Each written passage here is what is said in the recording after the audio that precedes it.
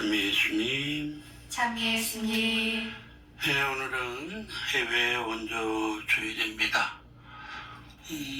1992년 주교님들이 총회에서 1월 마지막 주일을 해외 원조 주일로 이렇게 정하셨어요.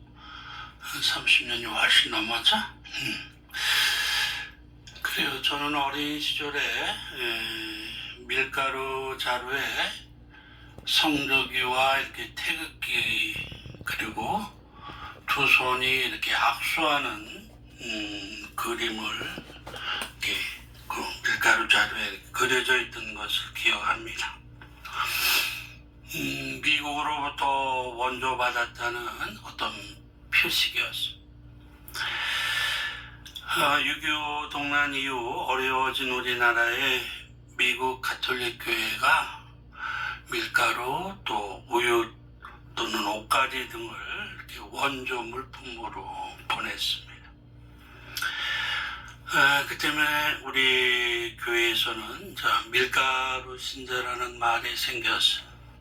밀가루 신자는 뭐냐면 그때 밀가루 배급을 신자든 아니든 다 배급을 해줬는데, 그래서 밀가루 배급을 받고 고마워서 성당을 다니다가 한 1년쯤 다니다가 이제 안 오는 거예요. 그래서 왜 성당에 안 오십니까? 그랬더니 내가 밀가루 한 포대 얻어먹고 1년 다녀줬으면 됐지 뭘 더 바라느냐 뭐.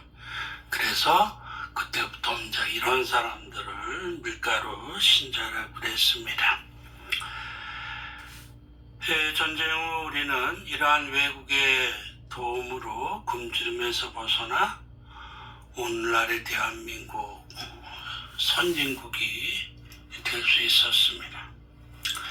아주 여러 해 전에 우리 지구상의 인구를 100명으로 계산하면, 그러니까 그 당시 아마 63억이었던 것 같은데, 그러니까 지금으로부터 보니까 한 2000년이었던 것 같아요. 그 시절에 이렇게 100명으로 계산할 때 어떤 수치를 가지고 이렇게 말했습니다. 자, 100명이 사는 마을이라고 하면 52명이 여자이고 48명이 남자입니다. 여자가 훨씬 많죠? 30명은 아이들이고 70명이 어른들입니다. 그 가운데 7명이 노인들입니다.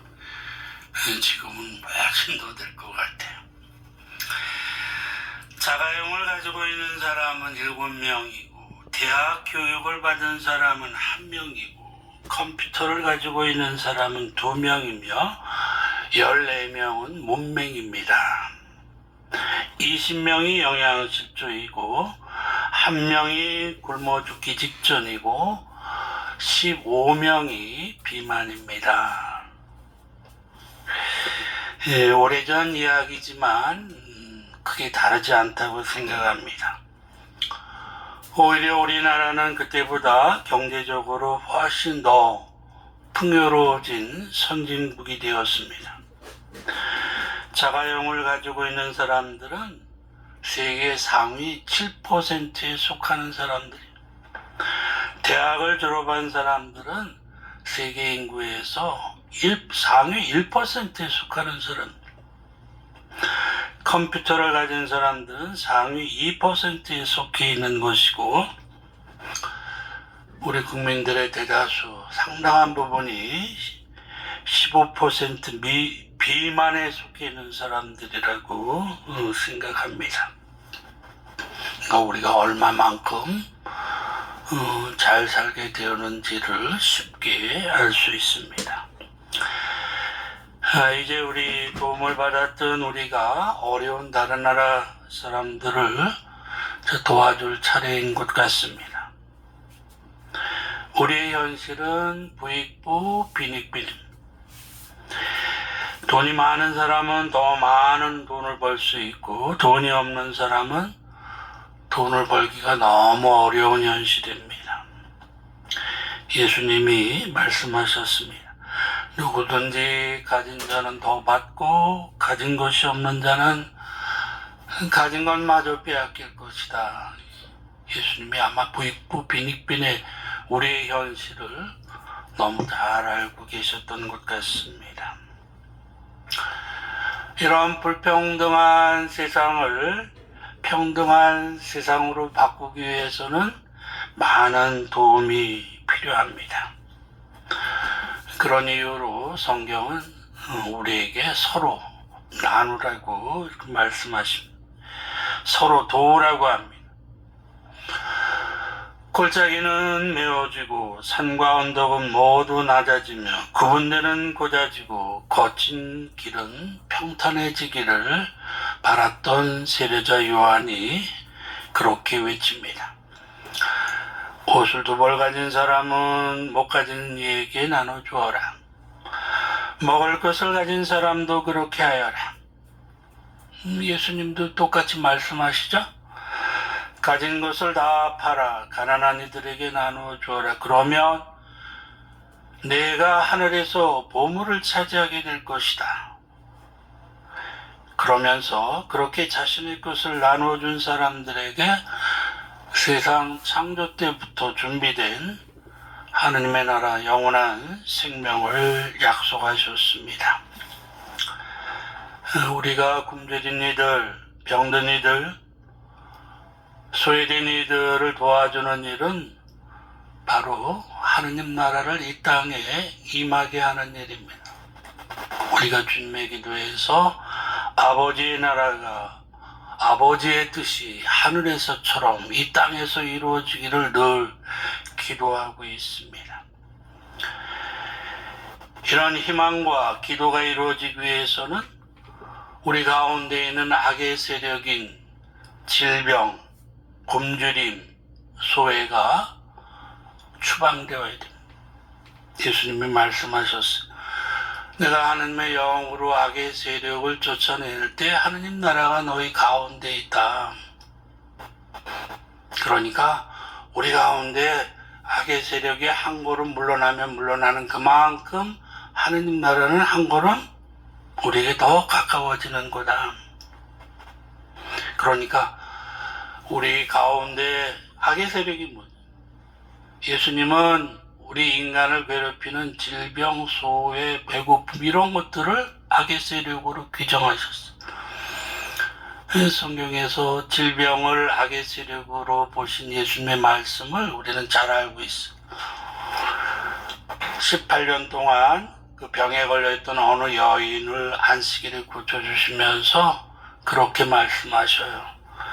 그 안식일에 고쳐줬다고 해서 바리새파 사람들과 지도자들이 막 왜 안식일날 일하냐 그랬더니 예수님이 너희들은 짐승이나 이런 것이 생명이 웅덩이에 빠져 있으면 건져주냐 안 건져주냐, 아무리 안식일이라고 해도 생명에 관한 일은 도와주는 모양이에요. 그러면서 하시는 말씀이 이 여인을 보느냐, 이 여인은 18년 동안 악의 웅덩이에 빠져. 근데 내가 오늘 안식일이라고 해서 그만둬야 되느냐.